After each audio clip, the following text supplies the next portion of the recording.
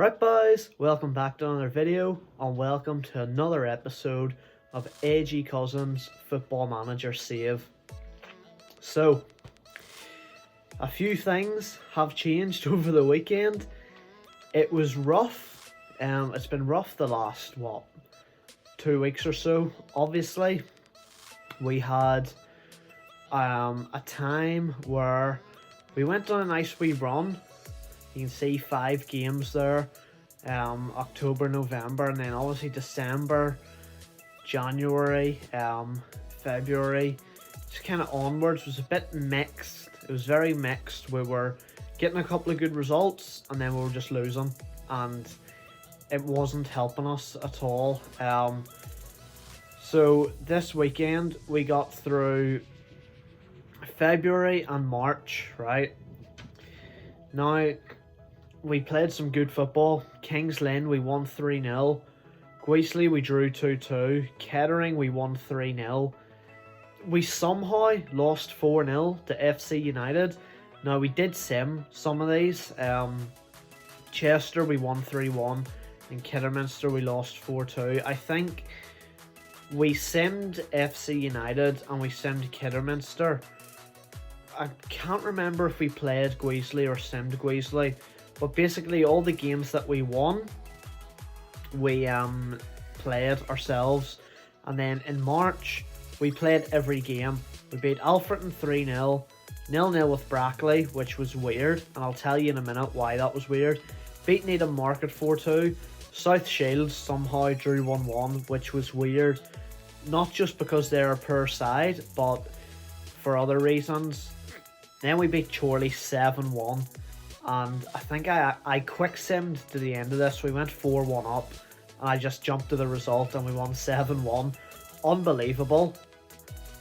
And how has all this happened? Well, lads, we have done some new tactics. This is what we're doing now. The formation is the same, right? Formation is the same, but I'm gonna go through every tactic that I've changed. I borrowed this tactic off someone, got it recommended to me, and it has worked brilliantly. As you can see, like beating Chorley 7-1, crazy. So we're playing tiki-taka. We're back to playing positive football. In possession, we go fairly wide, pass into space, and you can see yourself there. Play out from defence and overlap both sides. Shorter passing, higher tempo, and don't time waste. Low crosses and work the ball into the box. And then play for set pieces is off. Run at defence is on, and then the creative freedom just didn't touch it. Then in transition, we counter press and counter, and then we distribute the fullbacks, which basically when you do that, it automatically just takes out taking long kicks. So all of these are an option, but take long kicks is red. That's the only one that they won't do. And the keeper will pick between short kicks, throwing it long, or rolling it out, basically. So if I was to pick one and it was to turn green, it would be the only one that the keeper would use, but he can choose from all three. Out of possession, we're using the offside trap. We've got a much higher line of engagement and a much higher defensive line. The defensive width is, not on at all. Tighter marking, the pressing intensity is extremely urgent. Preventing short goalkeeper distribution and tackling is get stuck in. And basically, this whole formation is just attack, attack, attack, right up in their faces. We'll play the football. We'll play quick passing football. We'll get up the pitch. If we lose the ball or if we take a shot, goes out for a goal kick, right up on them. Don't give them a chance to breathe. So I'm not going to go into every player individually, but I'll tell you what they're on. So the goalkeeper, Pearson, he's on sweeper keeper and defend. The 2 fullbacks are on inverted wing backs and support.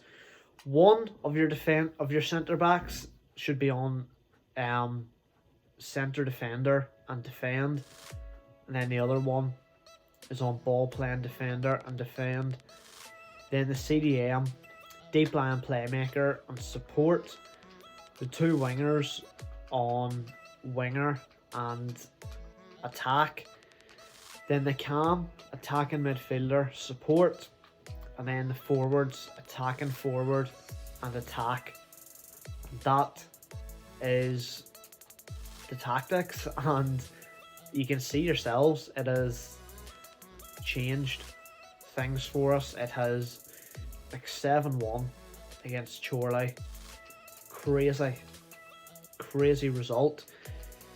And the plan for the end of the season, because you can see in the table, we're 4 points off playoffs.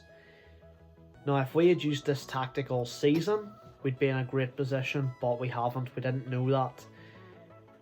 So I would usually have a month where if we had like 5-6 games, I'd play like 2 or 3 and I'd quick sim 2 or 3. I'm not doing that now. We play every game straight up, go into it ourselves, because that's when the tactic works best. So in today's episode, lads, we're going to be playing against Merthyr, and then hopefully on stream at the weekend we should be able to finish the season. That'll leave us with 5 games to go. So lads, here we go. We're facing Merthyr Town here. Like, they're 22nd in the league, right? So usually this is the kind of game I'd look at and I would just sim it, but because of the way we're playing in game with this tactic, I feel like it's more effective whenever I am in game, because as soon as I go to sim games, you just don't have the same control. And there's Levi Amanchi with a goal 10 minutes in. He's just coming back from injury. He's been coming off the bench for the last game. So there's McCone. It's 2-0, lads, after 12 minutes. You see what I'm saying? He's made a few appearances off the bench and stuff, so he's basically back to full fitness now. That's why I've started him today. But in the past, we would have, even going into this game, we might have went 2-0 up and we would have bottled it completely. That's how it was. But we seem to have found a really good tactic. I didn't come up with it by, I definitely didn't come up with it.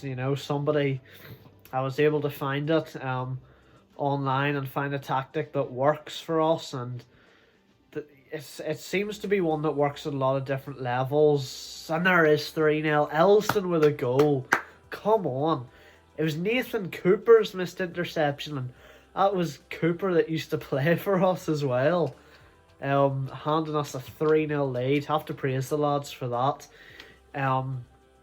Yeah, basically, like, lads, the place I found this off, the guy was doing a West Ham career mode, and he was using this in the Premier League, and he was beating Liverpool, he was beating Man United 5-0 and all, and even some of the tactics. It's a penalty. Amanchi's gonna hit it. We're gonna let him hit it. Come on. Oh, he scored. Keepers went the right way, but he does score. 4-0. Like he was saying, even for some of the tactics, like sweeper keeper, for example, he is Fabianski in goal.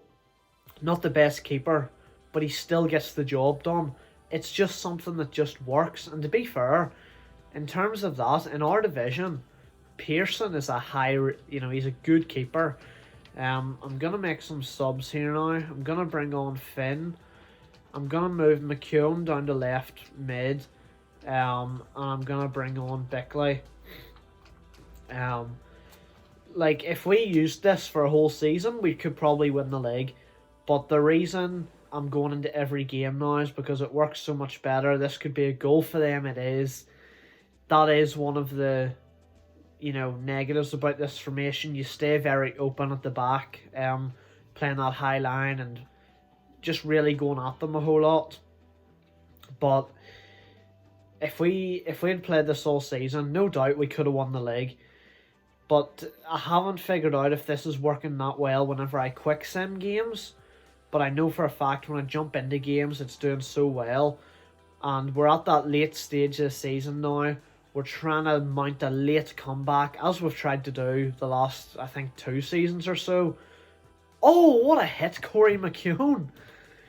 We've tried to do that the last couple of seasons. Mount a late comeback, and we've sort of got in the playoff places, and then we've bottled it and ended up finishing 13th or something before the end of the season.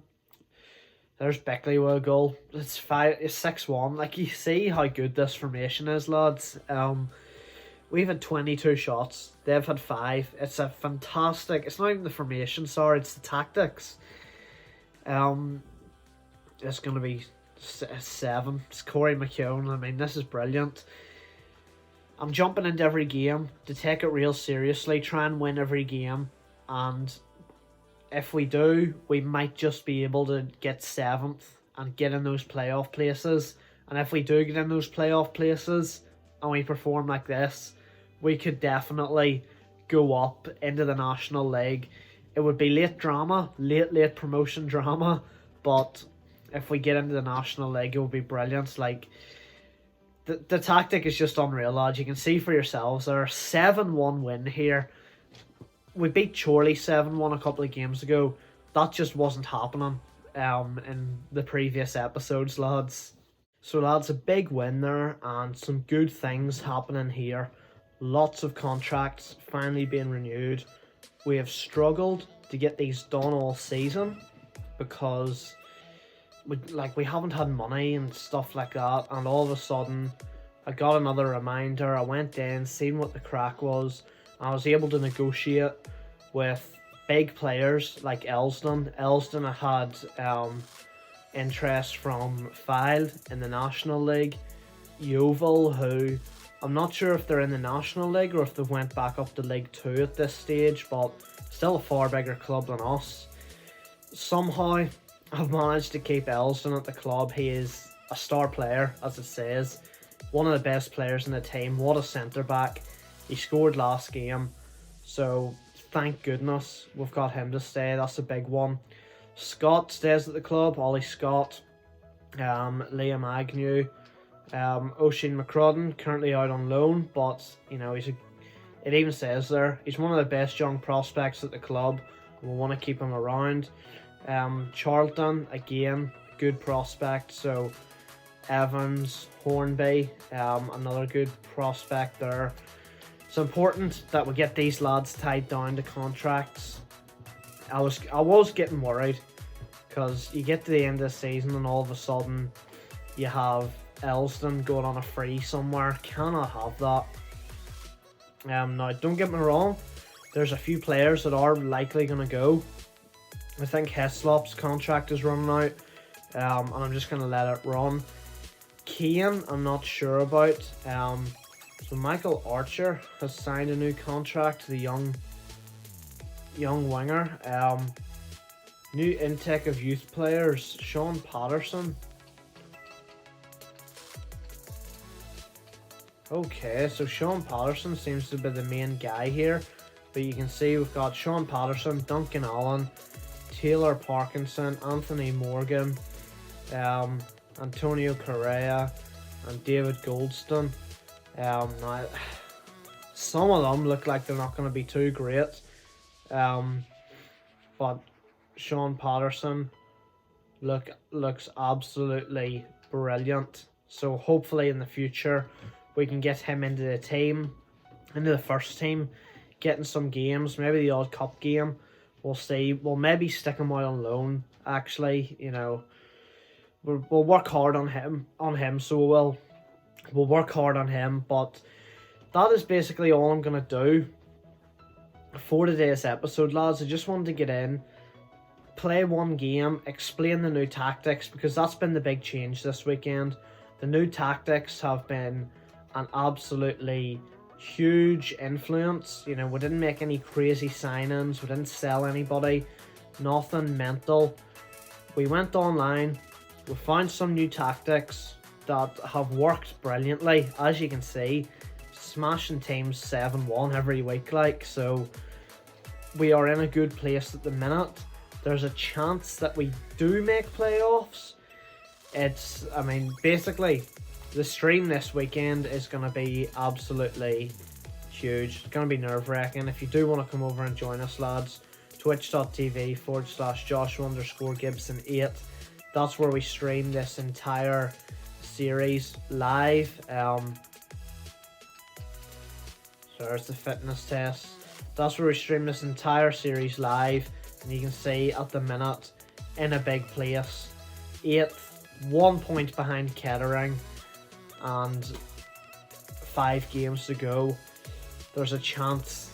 There is always a chance, lads, and we'll be back next week to see if we get the job done. So make sure you sub to the channel to find out next Sunday if we do manage to get into the playoffs. We might have even played the playoffs, so to find out if we've made it into the National League, or if you want to know straight away, as I said, make sure you jump on over to Twitch and join us on, it'll probably be Saturday night. Friday night's FIFA content at the minute for Team of the Season, but certainly Saturday night we will be a full stream of Football Manager. Well, thanks for watching. Hope you enjoyed it.